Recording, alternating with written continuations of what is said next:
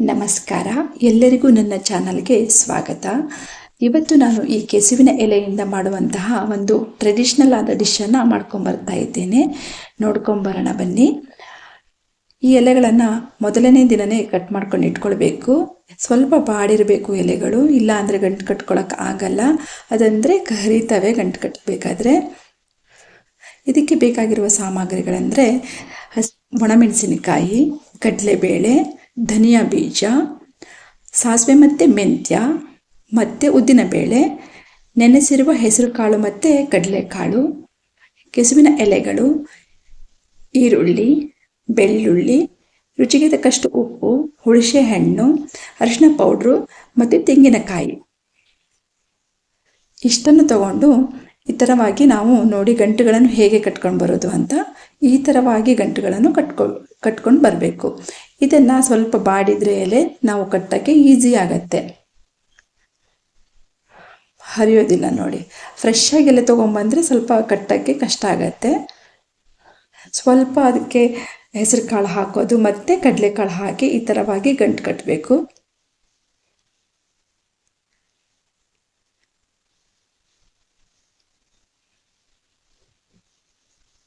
ಈ ಥರವಾಗಿ ಕಟ್ಕೊಂಡು ಬರೋದು ನೋಡಿ,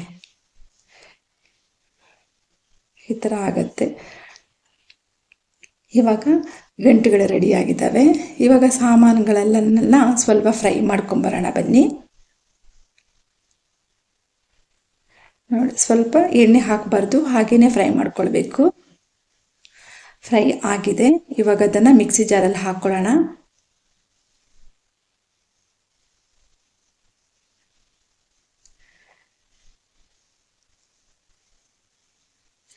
ರುಚಿಗೆ ತಕ್ಕಷ್ಟು ಉಪ್ಪನ್ನು ಸೇರಿಸ್ತಾ ಇದ್ದೇನೆ. ಸ್ವಲ್ಪ ರುಬ್ಬಾದ ಮೇಲೆ ಬೆಳ್ಳುಳ್ಳಿಯನ್ನು ಹಾಕ್ಕೊಳ್ಬೇಕು. ತರಿಯಾಗಿ ರುಬ್ಬಬೇಕು. ಇವಾಗ ಗಂಟುಗಳನ್ನೆಲ್ಲ ಹಾಕ್ಕೊಳ್ಳೋಣ ಒಂದು ಪಾತ್ರೆಯಲ್ಲಿ.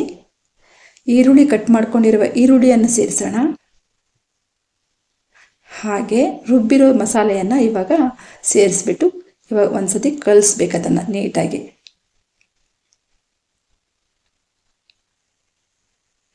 ಸ್ವಲ್ಪ ನೀರು ಹಾಕ್ಕೊಳ್ಳೋಣ.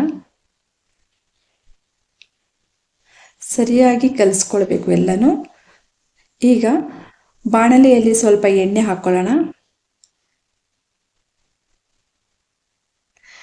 ಇವಾಗ ಕಟ್ಕೊಂಡಿರುವ ಮತ್ತು ಮಸಾಲೆ ಮಿಕ್ಸ್ ಮಾಡ್ಕೊಂಡಿರುವ ಎಲೆಗಳ ಗಂಟನ್ನು ಈ ಬಾಣಲೆಯಲ್ಲಿ ಹಾಕ್ಕೊಳ್ಳೋಣ.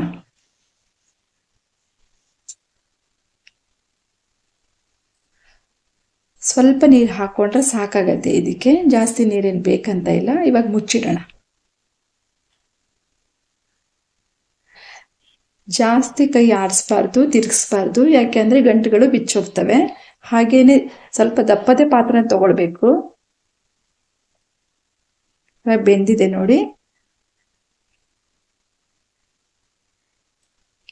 ಇಷ್ಟವಾದರೆ ಲೈಕ್ ಮಾಡಿ, ಶೇರ್ ಮಾಡಿ ಹಾಗೂ ಸಬ್ಸ್ಕ್ರೈಬ್ ಮಾಡಿ. ಇವಾಗ ರುಚಿಕರವಾದ ಗಂಟಿನ ಪಲ್ಯ ಸವಿಯಲು ಸಿದ್ಧವಾಗಿದೆ. ಇಷ್ಟೊತ್ತು ನನ್ನ ವಿಡಿಯೋನ ನೋಡಿರೋದಕ್ಕಾಗಿ ನಿಮ್ಗಳಿಗೆಲ್ಲ ಧನ್ಯವಾದಗಳು.